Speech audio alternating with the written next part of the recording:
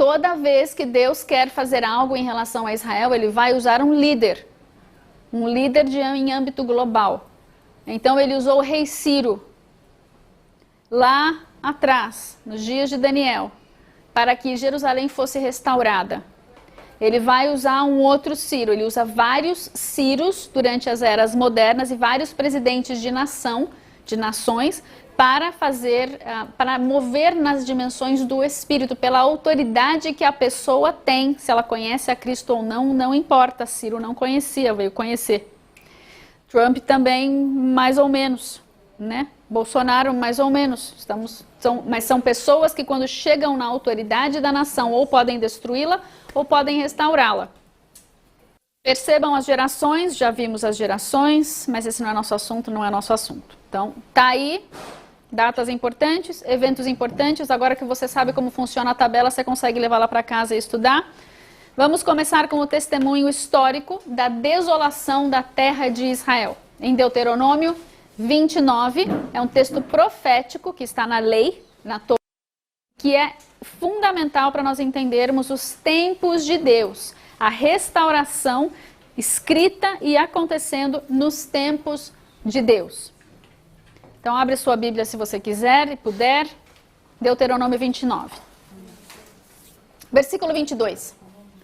Então dirá a geração vindoura, ou a última geração, os vossos filhos que se levantarem depois de vós, e o estrangeiro que virá de terras remotas, vendo as pragas dessa terra e as suas doenças, com que Yahvé a terá afligido.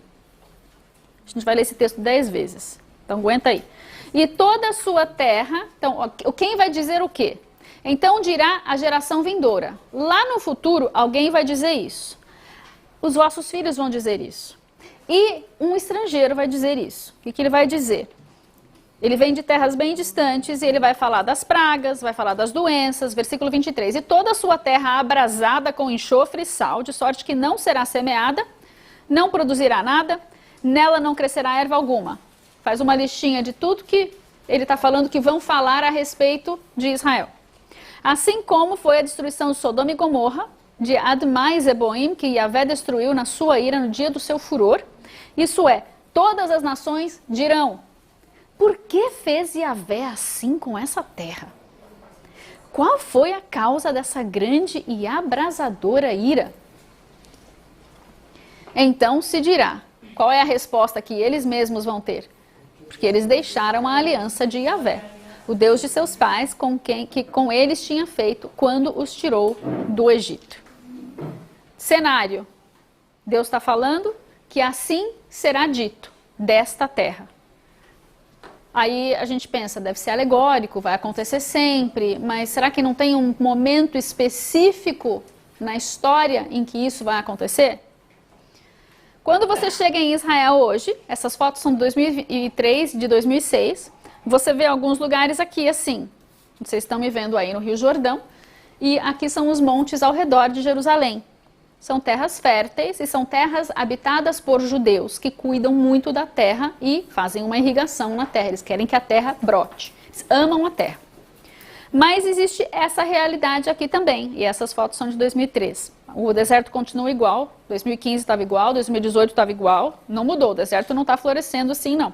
Só onde tem irrigação, onde alguém está fazendo acontecer a coisa. É uma terra extremamente árida. E aí nós vemos esse estrangeiro que vem de terras remotas, que vai deixar um testemunho histórico registrado nos anais da história, em tempos em que não tinha fake news, tá? Não tem lá um Photoshop, não tem uma mudança no texto, o livro dele viralizou, entre aspas, e todas as nações receberam o relato de um estrangeiro que veio de uma terra remota nos Estados Unidos, fez uma peregrinação a Jerusalém como jornalista e escreveu tudo o que ele viu. O seu nome era Mark Twain. Se você já assistiu o filminho, porque ler livro aqui eu acho que está difícil, e na nossa época eu não sei se vocês conhecem os escritos de Mark Twain no português, mas o filme chegou. As aventuras de Huckleberry Finn, as aventuras de Tom Sawyer, não sei nem qual que é o nome disso, se leram. Mas tem filminho, então assiste lá. Ele é o autor dessas obras literárias. O nome dele é Samuel Langhorne Clemens e ele viveu de 1835 a 1910. Ele vai trazer esse testemunho da destruição. E agora a gente vai de novo ler o mesmo texto. Vamos abrir ele de novo, porque você nunca mais vai esquecer isso. Então dirá a geração Hador, a geração Ha-Aharon, a última. Tá vendo isso daqui? Essa palavrinha, Aharon, aqui, ela vem do verbinho ahar, que significa atrasar, hesitar, demorar, deferir, ficar para trás. Está falando daquilo que está por vir, está lá no fim da fila. Nós estamos vivendo aqui, isso é a geração que está lá no fim da fila. São o povo lá do último, ele já está profetizando sobre os últimos tempos. Isso é um futuro distante. Os vossos filhos que se levantarem depois de vós, depois da geração do Êxodo, e o estrangeiro, que é esse Mark Twain, identificado na história agora, para nós. E quem fez toda essa pesquisa, quem deu isso para nós, foi o Espírito Santo que falou com o Jonathan Cahn.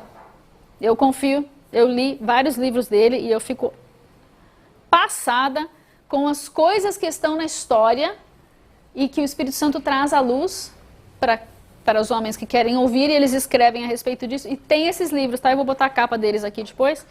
São muito, muito interessantes, vale a pena ler. Ele vem da onde? De terras remotas dos Estados Unidos, e ele vai ver essas pragas na terra de Israel, ele vai ver a doença, a malária, e ele vai escrever a respeito disso. Toda a sua terra prometida, a terra de Israel, estará abrasada como enxofre. Repare na linguagem do texto que Moisés escreveu inspirado pelo Espírito Santo, ouvindo lá Deus falar com ele. É um deserto árido, vai ser como chuva de fogo e enxofre, repare isso. Agora vamos ouvir, vamos ler, eu fui lá, peguei no livro dele, os enxertos de tudo que ele escreveu. Com algumas fotos antigas do Jerusalem Post e o outro a gente vai ver aqui que eu não lembro mais de onde que é. A viagem dele durou de 23 a 28 de setembro de 1867, nossa data especial, ok? Vamos lá, tem aqui o texto aqui embaixo para você ir comparando com o que ele está dizendo. Eu fiz uma lista, tá? Não peguei o texto, porque o texto era enorme e ele repetiu 20 vezes a mesma coisa. Eu vou repetir, mas sem o texto inteiro para dar tempo da gente ver tudo. Trapos, miséria, a descrição dele é trapos, miséria, pobreza e sujeira. Leprosos, aleijados e cegos. Quantidades de pessoas mutiladas, deformadas, doentes que abarrotam os lugares sagrados.